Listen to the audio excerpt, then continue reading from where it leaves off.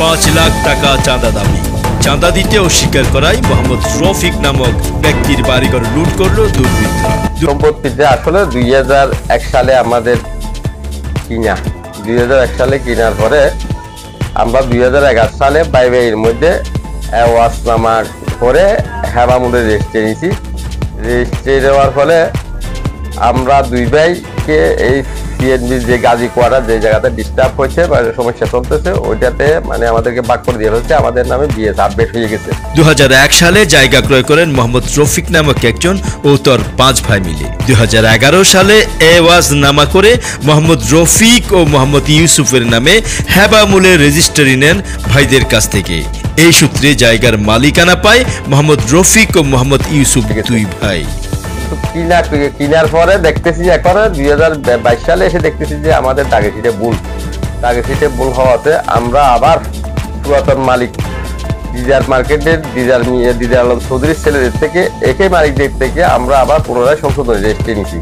সংশোধনী রেজিস্ট্রি নেওয়ার পরে আমাদের এখন দাগটা কারেকশন হয়ে গেল, দাগটা সঠিক হয়ে গেল।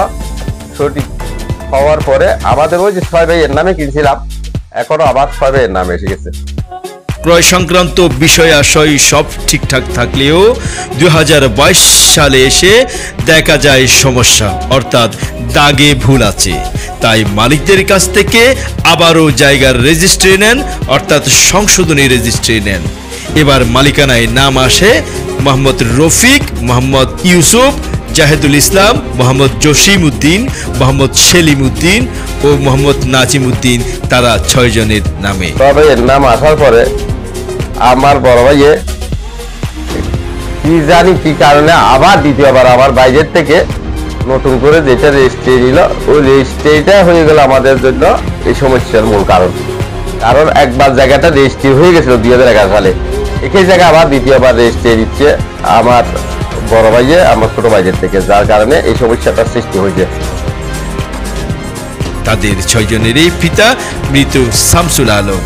তারা রাউজান উপজেলার গুজরা নোয়াপাড়া হাজি আব্দুল খালেক সওদাগর বাড়ির বাসিন্দা।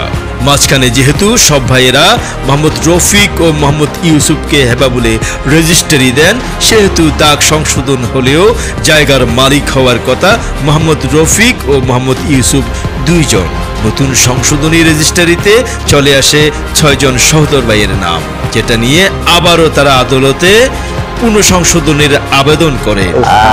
আমার জায়গাটা হচ্ছে সিএনবির মোড়, সানগাঁও মৌজা 7 নম্বর ওয়ার্ড। জায়গাটাকে একবার নির্ধারিত করে স্পেসিফিক বললে হচ্ছে যে এই গ্যাস কলোনির পরে মোস্তফা কনভেনশন হলের পাশের গল্লি দিদার মিয়া চৌধুরী আবাসিক গল্লি বলতেছে আমাদের জায়গাটাকে। আমার জায়গাটার বিল্ডিংটার নাম দিয়েছি গাজী কোয়ার্টার। এবার বলেন আমাদেরকে এই 2011 সালে রেজিস্ট্রি আমাদের দুবাইয়ের নাম হয়ে গেছে। দুবাইয়ের নাম হয়ে যাওয়ার পরে 2022 সালে দাগ সংশোধন করার সময় 6 ভাইয়ের নাম এসে যাওয়ায় 6 ভাইয়ের নাম এসে গেলেও এটার জায়গাটার মালিক হচ্ছে আমরা 2 ভাইয়ের নামে আপডেট হয়ে গেছিল।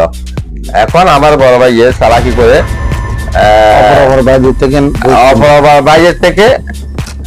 অপর ভাইয়ের মধ্যে 4 ভাইয়ের থেকে 2 ভাই দেখেছিল, মোহাম্মদ জাহিদুল ইসলাম ও মোহাম্মদ জসিম উদ্দিন আর জাহিদুল ইসলাম আমাকে না জানায় আমার বড় ভাইকে একটা নতুন দলিল সৃষ্টি করছে।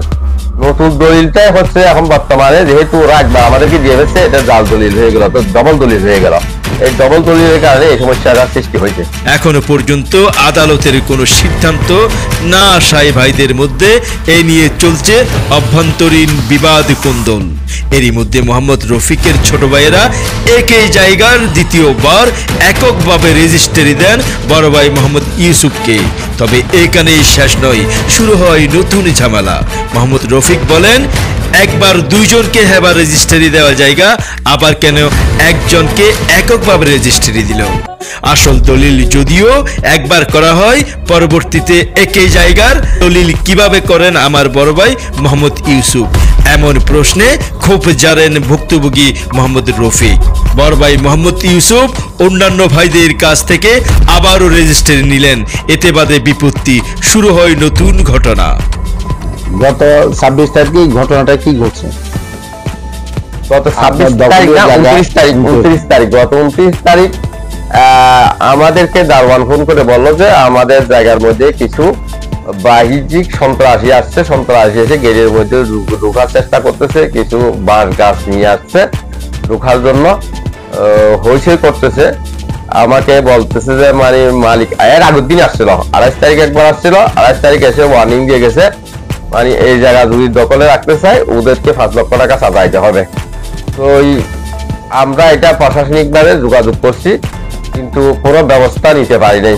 কোনো ব্যবস্থা না নেওয়াতে ওরা তারপর দিন বুধবার 29 তারিখ আবার আসছে 3:15 দিকে, মানে বুঝিয়ে ফুটেছে দেখা যাচ্ছে আমার এখানে জায়গার মধ্যে সিসি ক্যামেরা লাগানো আছে।